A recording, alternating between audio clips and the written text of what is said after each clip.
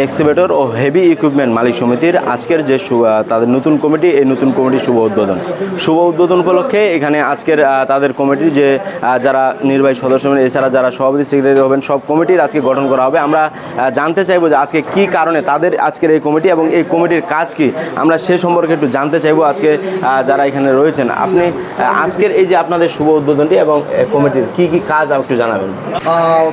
জনসাধারণ উপকৃত হয় এবং গভর্নমেন্ট যেন উপকৃত হয়, আমরা যেন সম্মিলিতভাবে যে কোনো কাজ একসাথে করতে পারি এবং আমরা যেন কোথাও যেয়ে বাধাগ্রস্ত না হই এবং আমরা অন্যায়ভাবে কেউ কিছু করবো না। আমাদের এই সংগঠনটা একদম নিরপেক্ষ এবং রাজনৈতিক মুক্ত, হ্যাঁ, রাজনীতি থেকে একদম মুক্ত। আমরা আমাদের কাজ হলো একটা এটা সমিতিটা সকলের একটা শক্তি, আমরা এই শক্তিটা নিয়ে যেন ভালো কাজে আগায় যেতে পারি, আমাদের এটা মূল উদ্দেশ্য। এবং আজকে আমাদের এই সমিতির যাত্রা এখান থেকে শুরু হল। আজকের এই অনুষ্ঠানে সবাইকে আসসালামু আলাইকুম। আসলে আমরা একটা সংগঠন যখন প্রস্তাব পেশ করি বা প্রয়োজন মনে করি, এটার আসলে মূল উদ্দেশ্যটা কি? আমি মনে করি যে একটা সংগঠনের মাধ্যমে আমরা আমাদের প্রতি যে অন্যায়, এই অন্যায়গুলো আমরা প্রতিহত করতে পারবো।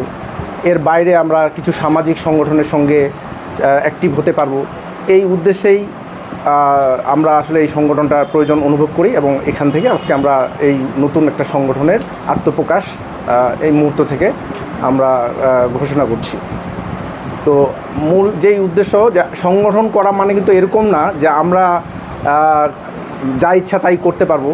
আমরা আইন মেনে, রাষ্ট্রীয় বিধিবিধান মেনে এটা যেভাবে পরিচালনা করলে সবাই উপকৃত হব এবং আমরা যেন কোনোভাবে আমাদের উপর কোনো খারাপ কোনো প্রভাব না পড়ে, এটা আমরা প্রতিহত করব। কিন্তু তার মানে এই না যে আমরা যা ইচ্ছা তাই করতে পারবো, এটা আমাদের মাথায় রাখতে হবে। তো এই উদ্দেশ্যেই আমি মনে করি যে এটার প্রয়োজন ছিল এবং এটা মাথায় রেখে আমরা আজকে এই কাজটা, এই প্রতিষ্ঠানটা আত্মপ্রকাশ করলাম। তো আজকের এক্সকাভেটর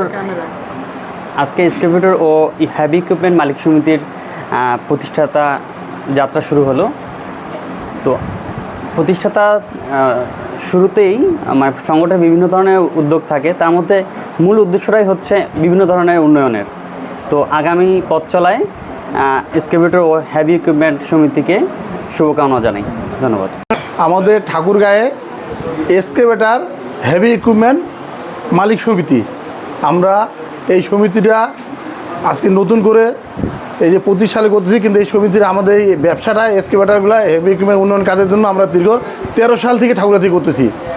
এই 13 সাল থেকে এই কাজটা করে আসে আমরা অনেক উন্নয়নমূলক কাজও করছি, অনেক সহায়তা করছি, আমরা সরকারি সহায়তা করছি, বিভিন্ন করছি, কিন্তু একক করছি। আমরা এখন সম্মিলিতভাবে যত মালিক আছে, আমি যে সরকারি একটা প্রতিষ্ঠানে উপকারিত কাজ করব, সেটা আমাদের সবারই হবে একসাথে। এইভাবে করে আমরা এটা আরও সার্বিক উন্নয়ন, বিভিন্ন জায়গায় আমরা সহায়তা করব, আমরা সহায়তা নিব। এইভাবেই আমরা এই সমিতিটাকে গঠন করার জন্য আমাদের উপদেষ্টা মণ্ডলী সাথে যারা আছে, ইনাদের সাথে নিয়ে ইনাদের উদ্যোগে আমরা এই আমাদের এক্সকাভেটর মালিক সমিতিটাকে আমরা আগায় নিতে চাচ্ছি। এটা হচ্ছে আমাদের মূল লক্ষ্য। আসলে আমাদের যে ঠাকুরগাঁও জেলায় প্রথম আমাদের এই এক্সকাভেটর এবং হেভি ইকুইপমেন্ট মালিক সমিতির সংগঠনটি আজকে যাত্রা শুরু করছে একটি অরাজনৈতিক এবং পরবর্তীতে আমরা আরও এটির কার্যক্রম বৃহৎভাবে শুরু করতে চাই। সেটি হচ্ছে যে এটি আমরা আসলে একটি স্বেচ্ছামূলক কার্যক্রমে আমাদের এই সংগঠনটিকে আমরা নিয়োজিত করতে চাই। আমাদের মূল লক্ষ্য এবং উদ্দেশ্য হচ্ছে যে আমরা দলীয়ভাবে সম্মিলিতভাবে একটা স্ট্রং কমিটি থাকতে চাই, যে আমাদের বিভিন্ন ধরনের যে ছোটো ছোটো সমস্যাগুলো হয় সেগুলো যেন আমরা আমাদের গোল টেবিলে নিজেরাই সমাধান করতে পারি। এবং আমরা আশা করছি যে ঠাকুরগাঁয়ের মানুষ যারা রয়েছেন তারা সকলে আমাদের এই সংগঠনটির পাশে থাকবেন, আমাদেরকে সার্বিক। আজকের এই সভার উপস্থিত আমাদের ঠাকুরগাঁয়ের সুনামধন্য ব্যবসায়ীবৃন্দ এবং এই সমিতির যারা আজকের সমিতির দায়িত্ব পেয়েছেন সকল নেতৃবৃন্দকে আসসালামু আলাইকুম। আসলে যে কোনো সংগঠন করা দরকার আছে, করা প্রয়োজন। এই কারণে প্রয়োজন যে দেশীয় আইন কানুন মেনে সরকারকে সহযোগিতা করা যায় এবং আমাদের যে ন্যায্য দাবিগুলি থাকে যে আপনারা যে ব্যবসার সাথে জড়িত, আপনাদের অনেক ন্যায্য দাবি আছে, অনেক সময় আপনারাও অনেক জায়গায় ক্ষতিগ্রস্ত হন। সেই কারণে যদি একটা সংগঠন থাকে তাহলে আর এই ক্ষতিগ্রস্ত হওয়ার সম্ভাবনা থাকে না। এটা নিয়ে তখন প্রশাসনের সাথে কথা বলা যায়, বিভিন্ন রাজনীতিবিদদের সাথে কথা বলা যায়, যারা দেশ পরিচালনা করে তাদের সাথে কথা বলা যায়, টেবিলে বসে এগুলি সমাধান করা যায়। আর যদি আপনারা একা পথে চলেন তাহলে দেখা গেছে যে একজন বিপদে পড়ছেন, আরেকজন কাউকে সহযোগিতা করছেন না। সেই কারণেই সংগঠন প্রয়োজন। সংগঠন করা মানে আবার এটা না যে আপনারা আরেকজনকে বিপদগ্রস্ত করবেন। সংগঠন করা হলো এটা যে আপনারা আপনাদের যে ন্যায্য দাবিগুলি আছে, আপনাদের যে ন্যায্য হিস্সাগুলি আছে, এগুলি নিয়ে আপনারা সবসময় কথা বলবেন, কাজ করবেন, প্রশাসনকে সহায়তা করবেন, দেশের যারা দায়িত্ব আছে তাদেরকে সহায়তা করবেন, আমাদের স্থানীয় যারা নেতৃবৃন্দ আছে তাদের সাথে কথা বলে আপনাদের কোনো সমস্যা থাকলে সমাধান করবেন। এটাই হলো সংগঠনের বড় কাজ। আর সংগঠনে আপনারা এইসব সংগঠনে রাজনীতি ঢুকাবেন না। এইসব সংগঠনে যে ব্যবসায়ীবৃন্দরা আছে, চেম্বারের নেতৃবৃন্দরা আছে, বিভিন্ন আপনাদের যারা মালিক সমিতির নেতৃবৃন্দরা আছে তাদের সাথে আপনারা যোগাযোগ রাখবেন। আপনাদের কোনো সমস্যা থাকলে আপনারা টেবিলে বসে সমাধান করবেন। আর একটি কথা হলো যে সংগঠনকে দিয়ে একটা সামাজিক কাজ করা। আপনারা একটি মালিক সমিতি করেছেন, আপনারা শুধু মালিক সমিতির জন্য কিছু করবেন, এই ঠাকুরগাঁও সাধারণ মানুষের জন্য কিছু করবেন না, এটা আবার হয় না। আপনাদের একটা রুটিন থাকবে যে আমরা শীতের সময়, আমরা বন্যা কবলিত এলাকা, আমাদের বন্যার সময়, আমরা বিভিন্ন দুর্যোগের সময় আমরা ঠাকুরগাঁও সাধারণ মানুষের পাশে দাঁড়াবো। দরকার আপনারা আমাদেরও সহযোগিতা নেবেন, সেখানে সাধারণ মানুষের পাশে দাঁড়াবেন, আপনাদের শ্রমিকদের পাশে দাঁড়াবেন, তাহলে দেখবেন যে আপনাদের সংগঠন শক্তিশালী হবে এবং আপনারা সুনামের সাথে সংগঠন চালাতে পারবেন। এটুকুই আজকে আমার বক্তব্য। সকলে ভালো থাকবেন, সুস্থ থাকবেন। আবার বলি, সংগঠনকে সবসময়, এইসব সংগঠনকে রাজনৈতিক মুক্ত রাখবেন। যারা রাজনীতি করতে পারে, আপনারা যে কোনো আদর্শের মানুষ হতেই পারেন, সেটা পার্টি অফিসে যায় করবেন, আপনারা অন্য জায়গায় মাঠে যায় করবেন, কিন্তু আপনাদের যে সংগঠন এখানে পলিটিক্স ঢুকাবেন না। এটা সকলে মিলে চলবেন একসাথে। ধন্যবাদ সকলকে।